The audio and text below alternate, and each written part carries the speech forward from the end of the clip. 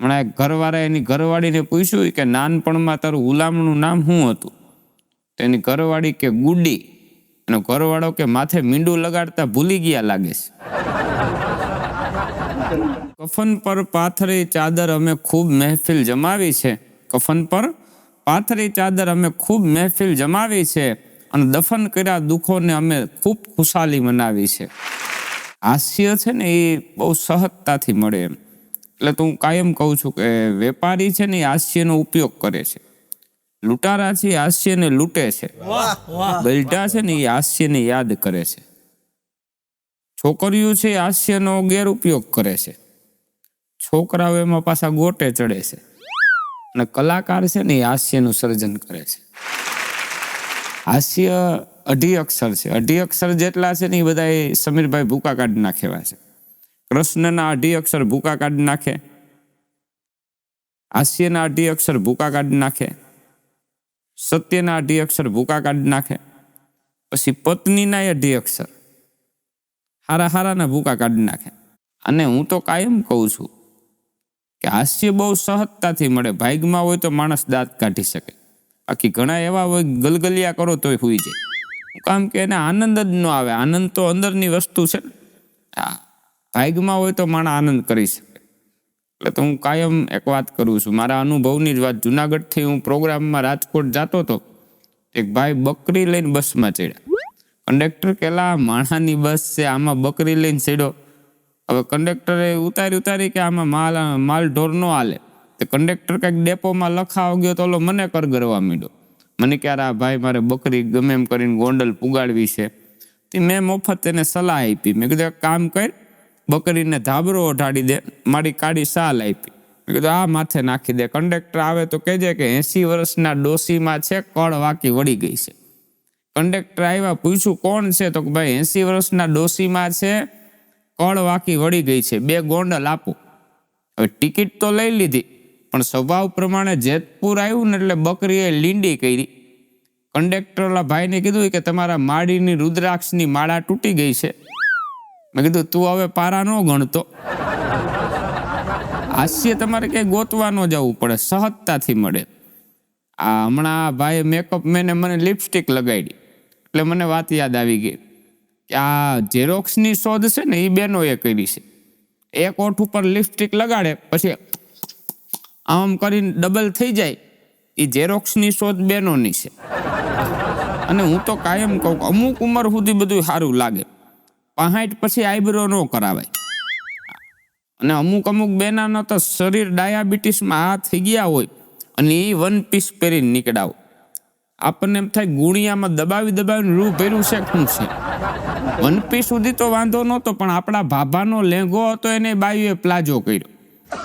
વિચાર કરો આ ક્યાં જઈને અટકશે ફેશન. દિન પ્રતિદિન બધું વધતું જાય છે. હમણાં એક બેન જનરલ સ્ટોરની દુકાને જઈને દુકાનવાળાને ગગલાવા માંડ્યા કે દુકાનમાં આવા ખરાબ ચિત્ર રાખો છો. દુકાનવાળો કે બેન અરીસો છે. માણા પોતે જો સંસ્કારી હોય ને તો દુનિયા આખી સંસ્કારી જ છે. પોતે જો ચારિત્રવાન હોય તો દુનિયા આખી ચારિત્રવાન જ છે. જે કાંઈ ઘટે છે ને આપણામાં ઘટે છે. એટલે કીધું કે નવાબી ગઈ હવે તલવાર લટકાવીને શું કરશો? ગયું ખોવાય તાળું પછી સાચવી ચાવીને શું કરશો? નવાબી ગઈ હવે તલવાર લટકાવીને શું કરશો? ગયું ખોવાય તાળું સાચવી ચાવીને શું કરશો?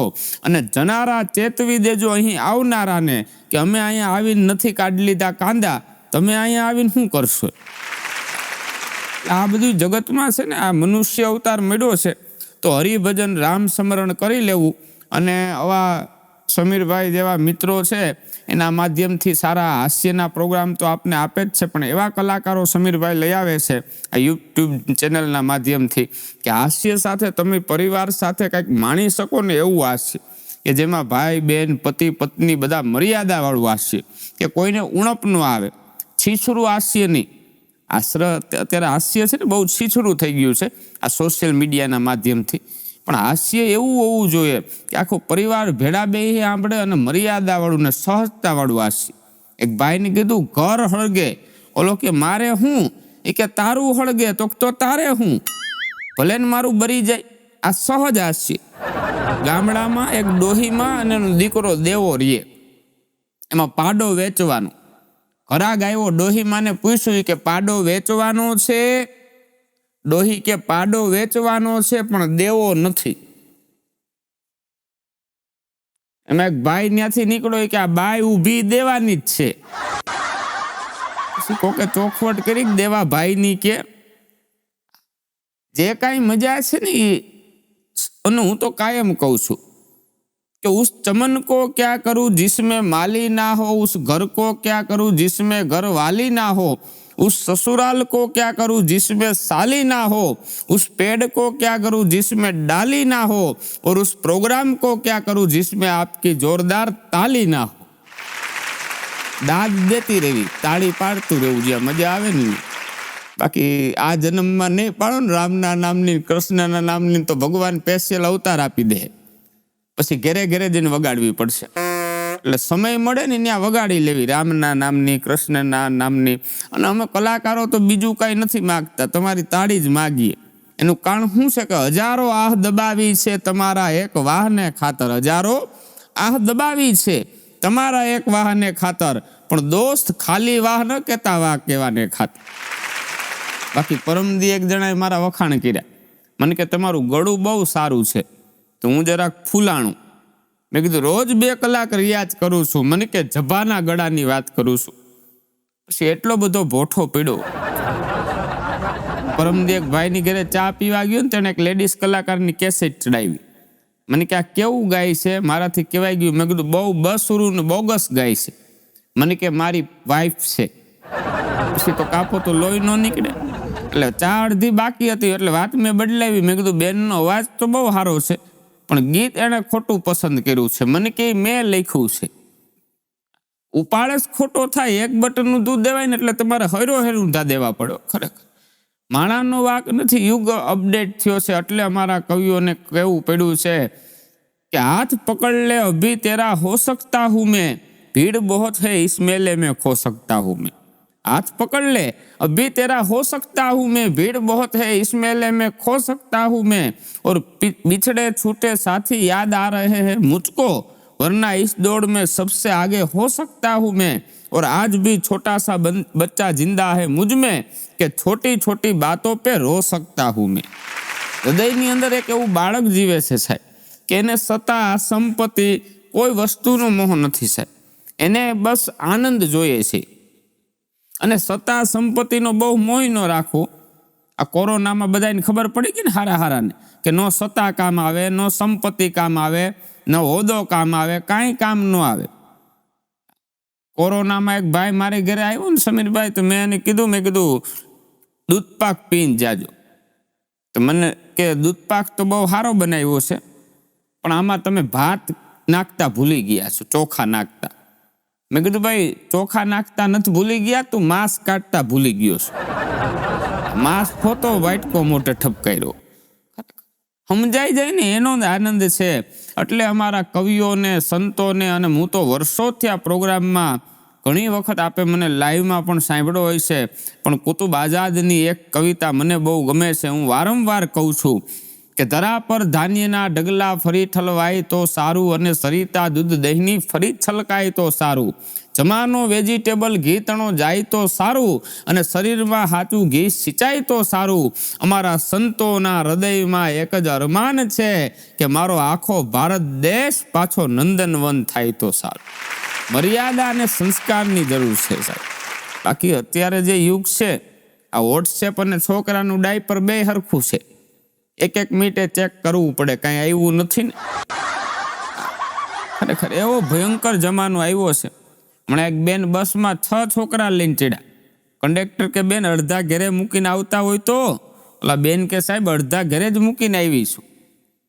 પછી કંડક્ટરથી ન રહેવાનું કે બેન મારા ભાઈ ધંધો શું કરે? એ કે ઝેરોક્સનો. તો સાચું છાપી જ નાખ્યા છે. હમણાં એક બાપાને મેં પૂછ્યું કેટલા દીકરા? મેં કીધું, મને કે 7. મેં કીધું લીલા લેર હશે? મને કે કપાર તારું. મેં કીધું કામ? મને કે 6 જેલમાં છે ને 1 ફરાર છે. કોક એક હારો દે ને તો મને કે 7 દઈ દેવા છે. હમણાં હું જેલમાં ગયો તો એટલે પ્રોગ્રામ દેવા. જેલમાં મારો પ્રોગ્રામ. જેલર સાહેબ મને કે વિજયભાઈ કેદીના વખાણ કરો. કેદીના તો શું વખાણ કરવા? એમ તો ન કહેવાય કે બાપ દાદાના પૂન ભેડા થયા એટલે અહીંયા આવ્યા છો, કે વડવાઓની કમાઈ છે એવી તો વાત જ ન કરાય. છતાંય મારે પૈસા લેવાતા ને એટલે મેં વખાણ કર્યા. મેં કીધું બહુ સારી જગ્યાએ બેઠા છો કે જ્યાં ભગવાન કૃષ્ણ જન્માતા ત્યાં તમે બેઠા છો. એક કેદી ઊભો થઈને મને કે કૃષ્ણ તો રાત નીકળી ગયા હતા, અમે 13 વર્ષથી હલવાણા છે. અને માણા હલવાય ને પછી ભગવાનની યાદ કરે છે. એટલે અમારા કવિને કેવું પડ્યું છે કે હર કોઈના જીવનમાં એક શામ આવે છે અને બધું હોવા છતાં કશું ન કામ આવે છે. મળે પ્રતિષ્ઠા ફૂલાય ગર્વથી છાતી, પણ ચારેય કોરથી ઘેરાય ને ત્યારે હોઠે રામ આવે છે. માણસ ચારેય કોરથી ઘેરાઈ જાય ને પછી ભગવાનની યાદ કરે છે કે ઈશ્વર તું મને બચાવી લે. અને ખરેખર ઈશ્વર તો એમ કહે છે, મને એક વાત નથી સમજાણી સાહેબ, કે માણસ આખી દુનિયામાં જાય ત્યાં જીત માગે છે. આખી દુનિયામાં જ્યાં માણસ જાય તો જીત માગે છે, પણ એક મંદિરે જાય ને એ પેલા દુકાને જઈને એમ કહે છે કે હાર આપો. એનું કારણ એ છે કે ભગવાન સામે કોઈ જીતી નથી શકતું સાહેબ. એટલે ભગવાન આગળ જાતા પહેલા મંદિરે જાય પહેલા માણસ દુકાને જઈને એમ કહે છે કે હાર આપો એમ. એટલે ઈશ્વરની રચના તો જોવો તમે, ખરેખર ઈશ્વરની રચના કોઈને સમજાણી જ નથી. પણ મારે બે ચાર મારા અનુભવની વાતો કરવી છે. અમારી બાજુમાં એક છોકરો 10માનું રિઝલ્ટ હતું, લેવા જતો તો તેના મિત્રે કીધું કે ભાઈ મારું રિઝલ્ટ લઈ આવજે. પણ હું એક વિષયમાં નપાસ થયો તો એમ ન કહેતો કે એક વિષયમાં નપાસ થયો છું, એમ કહેજે કે એક વૈષ્ણવને જય શ્રી કૃષ્ણ. 2 વિષયમાં નપાસ થયો તો એમ કહેજે 2 વૈષ્ણવને જય શ્રી કૃષ્ણ. એનો મિત્ર રિઝલ્ટ લઈને આવ્યો, આણે પૂછ્યું કે શું થયું? ઓલો કે સર્વ વૈષ્ણવને જય શ્રી કૃષ્ણ. હાવ ડુલી જ મારી થયો. મારા પપ્પા હમણાં એક દી મારું રિઝલ્ટ જોતા હતા. ગુજરાતીમાં 20માંથી 2, ગણિતમાં 20માંથી 1, સંસ્કૃતમાં 20માંથી 3, નીચે લખ્યું તું શંકર જીવા. મારા બાપા કે આ તો અમારા વખતમાં હતા, હજી જીવે છે. આટલા બધા માર્ક નબળા આવ્યા. મારા બાપા એક થપાટ માર્યો. મને કે ભણવામાં ધ્યાન નથી દેતો. મેં કીધું રાયડું પાળોમાં હરખું વાંચો, તમારું છે. મને કે ખબરદાર જો કાંઈ ખાખા ખોડા કર્યા તો. મેં કીધું તમે મને મારો છો, તમને તમારા બાપા મારતા? મને કે મારવાની ક્યાં વાત કરી, મારીને તોડી નાખતા. મેં કીધું એને એના બાપા મારતા? મને કે મારતા જ હોય ને. મેં કીધું એને એના બાપા મારતા? મને કે તારે આટલું બધું જાણીને કરવું છે હું? મેં કીધું મારે એ જાણવું છે કે કેટલી પેઢીથી ગુંડાગર્દી આવેલી આવે છે. આ ખરેખર 2010 પછી કોઈ છોકરાઓ જન્મમાં જ નથી, બધાય બાપ જ જન્મમાં છે. મુંબઈમાં તો એક બેન ફ્રીજમાં છોકરાઓ રાખતા હતા. મેં કીધું ફ્રીજમાં છોકરાઓ રાખો છો? મને કે વિજયભાઈ મુંબઈ છે ને બગડી ન જાય, ભયંકર પેઢી છે. મને એક છોકરો ફળિયામ રમતો હતો, તેના દાદા ખુરશી નાખીને છાપું વાંચતા હતા. એના દાદાએ કીધું હે મુનિયા હંતાઈ જા, તારા સાહેબ આવે 6 દિવસ સ્કૂલે નથી ગયો. મુનિયો કે તમે હંતાઈ જાઓ. કે તારા સાહેબ આવે તું સ્કૂલે નથી ગયો, મારે કાંઈ લાગે વળગે? મુનિયો કે દાદા નિશાળે એમ કહીને આવ્યો કે મારા દાદા ગુજરી ગયા એટલે નહીં આવું. સાહેબ તમને જીવતા જોઈ જાય, સાહેબ વંડિયું ઠેકી જાય. બાળકોની મજા છે. બાળક છે ને, હમણાં એક બાપા છોકરાને રમાડતા હતા, બોલ જોઈએ મમ્મીનો દીકો કે પપ્પાનો? એનો 5 વર્ષનો છોકરો કે બાજુવાળા બાબુ કાકાનો. એના બાપે 2 નાખ્યો. છોકરો ઊભો રોતો હતો, આમથી હળી કાઢીને એક ભાઈ આવ્યા. એ કેલા હવડા છોકરાને મારો, તમને શરમ નથી આવતી? ઓલો કે હું મારા છોકરાને મારું, તું બોલવા વાળો કોણ? તો કે હું બાબુ કાકો. હવે બાબુ કાકા પાછા ટપકી જાય કંઈકથી. અને હું તો કહું છું ખરેખર બહુ ભયંકર યુગ આવ્યો છે. હમણાં હું એક જગ્યાએ ચા પીતો હતો ને હોટલમાં, એક ભાઈ ચા પીવા આવ્યા. ચા પીને બાઈને નીકળ્યા, તેનું મોટરસાયકલ કોક ઉપાડી ગયું. બાઈને પાછા અંદર હોટલમાં આવીને કે મારું મોટરસાયકલ ચોરાઈ ગયું છે, જે હોય લઈ ગયા હોય મૂકી જાજો, બાકી કેશોદમાં થઈ હતી એવી થાય. તે બધા વિચારમાં પડી ગયા કેશોદમાં વળી શું થયું હોય છે. 10 મિનિટ પછી કોક સ્કૂટર આવીને લઈને મૂકી ગયું. એમ પછી મેં પૂછ્યું, મેં કીધું કેશોદમાં શું થયું હતું એ તો કયો? મને કે પછી હાલીને વયો ગયો તો. એ કે માણા ભગવાને બનાવીને હાથ ધોઈ નહીં ખાશો.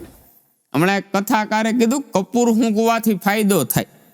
એક જણો રોજ કરીના કપૂરના ને કરિશ્મા કપૂરના ફોટા ઊંઘે. અને ખરેખર આ માણા છે ને ભગવાને હાથ બનાવીને જ હાથ ધોઈ નાખ્યા છે. હમણાં એક કથાકાર કથા વાંચતા હતા ને તે વચમાંથી એક જણો ઊભો થયો. એ કે મેં એવી વાત સાંભળી છે કે મનુષ્યના 84 લાખ અવતાર હોય છે, એમાં એક અવતાર ગધેડાનો હોય, એ મારે ક્યારે આવશે? કથાકાર કે બેહી જાય, એક ને એક અવતાર 2 વખત ન હોય, અને અમુક ખરેખર છે ગધેડા જેવો. આપણને એમ થાય કે આને ઈશ્વરે કઈ રીતે બનાવ્યો છે. પણ હું કાયમ એક વાત કરું છું કે ફૂલો में तो डाली भी भली लगती है, सूरत अच्छी हो तो काली भी भली लगती है. फूलों में तो डाली भी भली लगती है, सूरत अच्छी हो तो काली भी भली लगती है. कोई भी भाषा ले लो, लेकिन हमारी गुजराती में तो गाली भी भली लगती है. આપણા જેવી જે ગુજરાતી ભાષા જે મીઠી છે ને સાહેબ, બધી ભાષા લઈ લ્યો તમે, પણ ગુજરાતી ભાષા જેવી ભાષા ન થાય. એનું કારણ શું છે કે આપણી ભાષા જે છે ને એની મજા કંઈક અલગ છે. આપણે ફિયાન્સીને કહીએ પ્રેમિકા, પત્નીને કહીએ મીઠુડી, મિત્રને કહીએ ભાઈબંધ, જીગરીઓ કહીએ. વાત થાય આપણે કંઈક અઘરી તો આપણે કંઈક ભાઈ જે થયું હોય, આ માથું ભટકાય તો કહીએ ટકો રંગાઈ ગયો, આ વસ્તુ ખૂટે તો એમ કહે કાગડો ખાઈ ગયો, અને બહુ એનાથી વધારે થાય તો આપણે એમ કે તેલ લેવા ગયું જે થયું હોય. આ આપણી ગુજરાતી ભાષાની મજા છે સાહેબ. આપણી જે ભાષા છે ને, આપણે ઓડીને 4 બંગડી કહીએ, કાર બગડી હોય તો એને ઠોઠો કહીએ આપણે. અને હવેની જે વાત છે ને એ બહુ સરસ છે કે વાસણ આપણે બેહીએ તો ખાટલો, વાસણ બેહે તો ખાટલી, કાચની હોય તો બાટલી, પ્લાસ્ટિકની હોય તો બોટલ, હા, અને છોકરીઓ રમે એ ઢીંગલી, છોકરાઓ પી જાય તો ઢીંગલી. બધી ભાષા છે એની કંઈક મજા છે, પણ સાહેબ ગુજરાતી ભાષાની જે મજા છે ને, બધી ભાષા સારી છે, પણ ગુજરાતી ભાષા તો મારી છે સાહેબ. બીજી બધી ભાષા બોલતા આપણને નાનપ અનુભવાય, પણ આપણી ભાષા બોલતા તો આપણને વાલપ અનુભવાય સાહેબ. ગુજરાતી જે ભાષાની મજા છે સાહેબ, કંઈક અલગ જ છે. ગુજરાતી જેવી મજા તમને, હું તો કેનેડા ગયો, લંડન ગયો, અમેરિકા ગયો. હમણાં અમેરિકા જ્યારે અમે ગયા ને સમીરભાઈ, તો મારા મજીરાવાળાના ખીચામાંથી તમાકુનો ચૂનો નીકળ્યા. એટલે ઓલા સિક્યુરિટી વાળાએ પૂછ્યું કે વોટ ઇઝ ધીસ? એટલે મેં કીધું ધીસ ઇઝ ટેબેકો. ચૂનોય નીકળ્યો. મને કે વોટ ઇઝ ધીસ? હવે ચૂનાનું અંગ્રેજી કરું હું? તરત જ ઓન ધ સ્પોટ મેં મગજ હલાવ્યો. મેં કીધું ટેબેકો ઇઝ હસબન્ડ. ચૂનો છે ને એ તમાકુનો પતિ છે. તરત જ જવા દીધા. હા, આપણું જે ગુજરાતી માણસ જે રસ્તો કાઢી શકે ને સાહેબ, એ રસ્તો બીજા કોઈ નો કાઢી શકે. હમણાં રેસ્ટોરન્ટમાં એક ભાઈએ મસાલા ઢોસો મગાવ્યો, અંદરથી મસાલો ખાઈ ગયો, ઢોસો રાખી દીધો. મેં કીધું આમ કેમ કર્યું? મને કે ડોક્ટરે બહારનું ખાવાની ના પાડીશ. વિચાર કરો, આને કોઈ પૂગે? હમણાં એક બાપા ચીકુના ઝાડ ઉપર સીડ્યા હતા. આખા ગામે કીધું દાદા નીચે ઉતરો, પડશો તો દવાખાને લઈ જવા પડશે. તો બાપો ઝાડ ઉપર બેઠો બેઠો કે મૂર્ખો થોડો છું, પેલા દવાખાને ગયો તો પછી ઝાડ માથે ચડ્યો છું. ગામવાળા કે કઈ સમજાણું નહીં. એ કે ડોક્ટરને બતાડવા ગયો તો ડોક્ટરે કીધું 2 દિવસ ચીકુ ઉપર રહેજો. પછી કોકે કીધું ખાવાનું કીધું, ઝાડવે સડી જવાનું નહીં. સમજાય એનો જ આનંદ છે. ઘણા ગુજરી જાય તોય નથી સમજાતું. હમણાં એક ભાઈને મેં પૂછ્યું કે કેટલા વાગ્યા? તે ભેંસના આંચળમાં હાથ નાખીને કે 6 વાગ્યા. તો મને થોડુંક નવીન લાગ્યું. મેં કીધું આ ભેંસના આંચળમાં હાથ નાખવાથી ટાઈમ ખબર પડી જતી હશે. એટલે મેં બીજી વખત પૂછ્યું, મેં કીધું કેટલા વાગ્યા? ભેંસના આંચળમાં હાથ નાખીને કે 6:30 વાગ્યા. મને બહુ અજુગતું લાગ્યું. એટલે મેં ત્રીજી વખત પૂછ્યું, મેં કીધું કેટલા વાગ્યા ભાઈ? એટલે ભેંસના આંચળમાં હાથ નાખીને કે 7 વાગ્યા.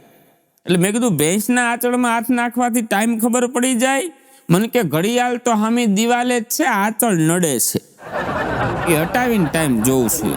એટલે હું નડે છે એની જો તમને ખબર પડી જાય ને જીવનમાં, તો સાહેબ વાંધો ન આવે. અને જે કાંઈ ઉપાધિ છે ને 18 પછી ચાલુ થાય. 18 પછી આવે ઓગણીસ. ઓગણીસ એટલે હું ગણીશ એમ. હું પણ હું આવે ને એટલે અહંકાર આવે.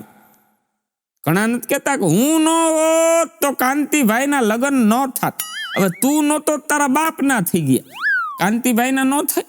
રામ જેવા વયા ગયા, કૃષ્ણ જેવા વયા ગયા, તોય તને એમ છે કે તારાથી દુનિયા હાલે છે. એટલે જે કાંઈ ઉપાધિ છે ને 18 પછી છે. 18 પછી આવે ઓગણીસ. ઓગણીસ એટલે હું ગણીશ. હું પણ હું આવે, અહંકાર આવે, એટલે તરત આવે ઉંમર 20. 20 એટલે ઝેર. એ ઝેરને તમે 5 વર્ષ પચાવી જાણો ને તો ઉંમર આવે 25. 5 વર્ષ પચી જાય તો એ જ દુનિયા 5 વર્ષ પછી એમ કે હવે તું સમાજમાં તરીશ.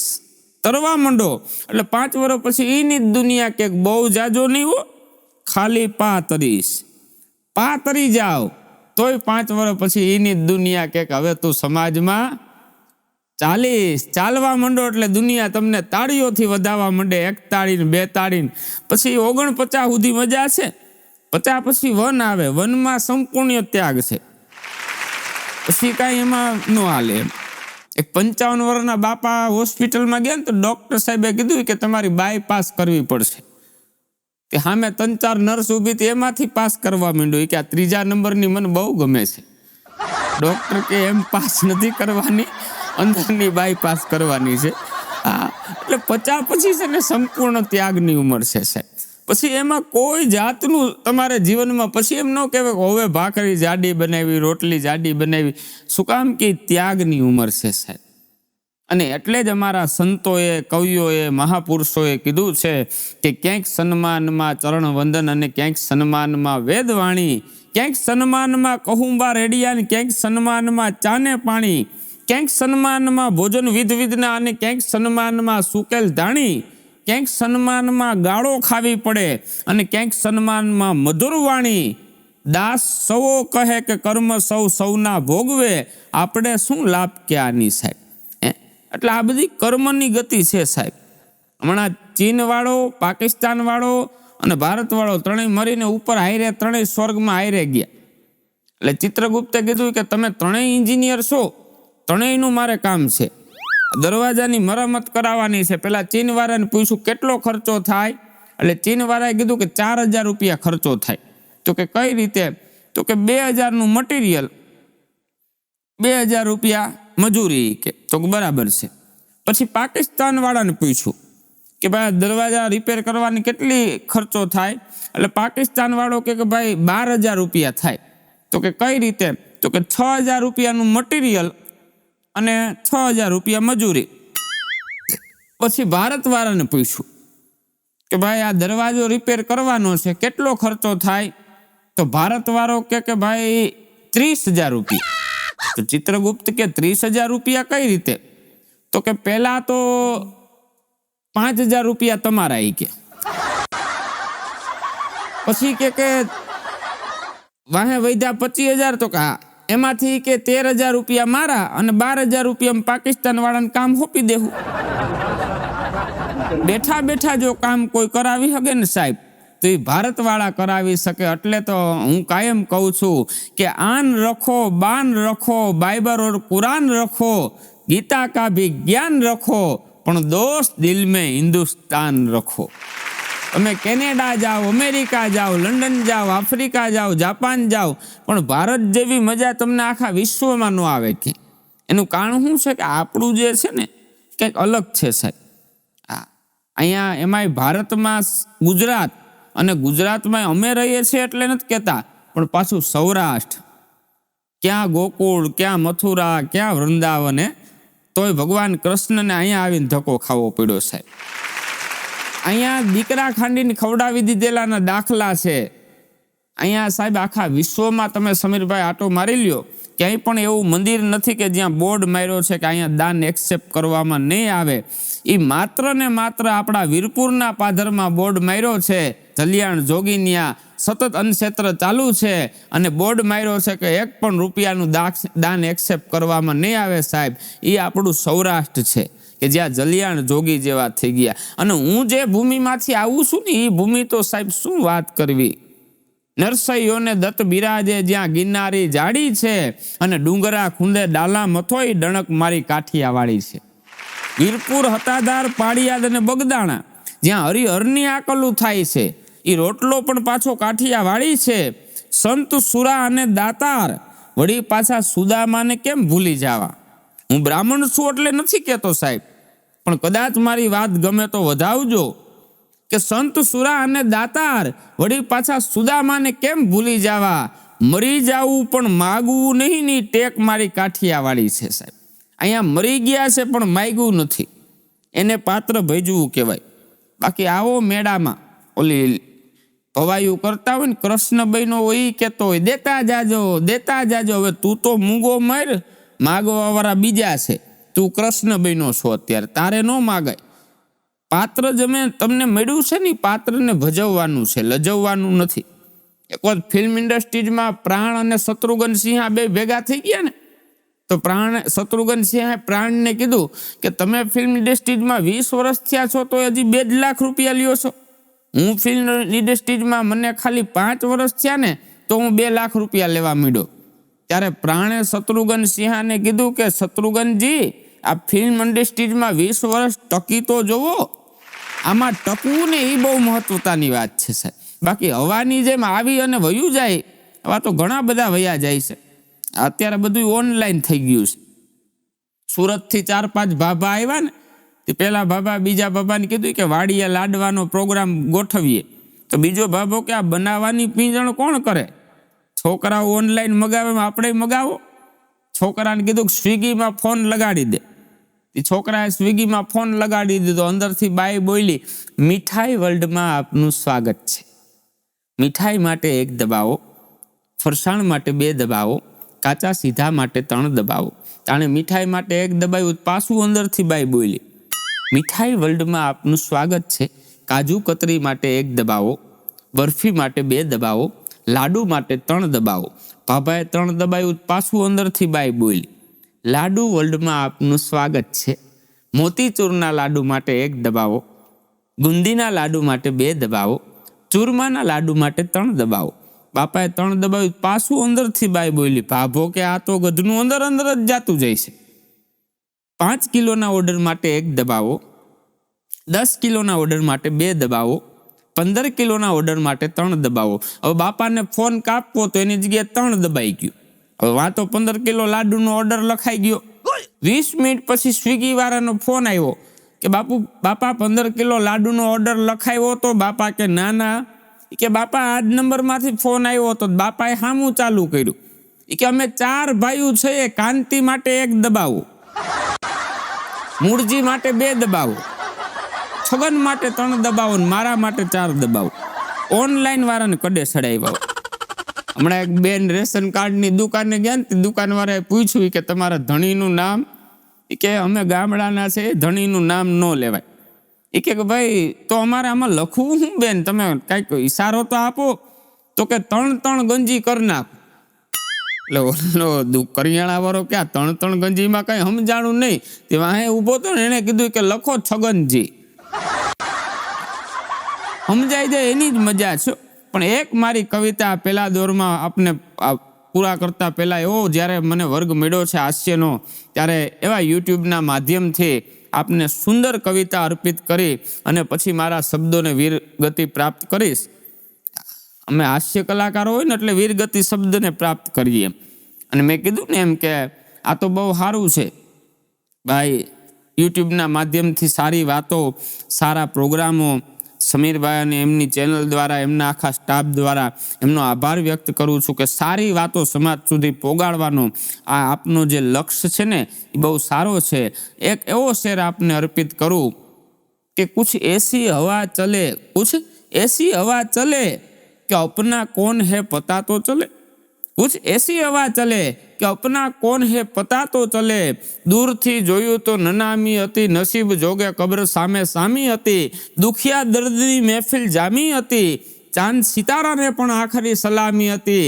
એવું લાગતું હતું કે મોત પછી પણ ગુલામી હતી, અને બધાય હતા પણ વિજય રાવલ મહેફિલમાં તારી એકની જ ખામી હતી. ધન્યવાદ. અમદાવાદ.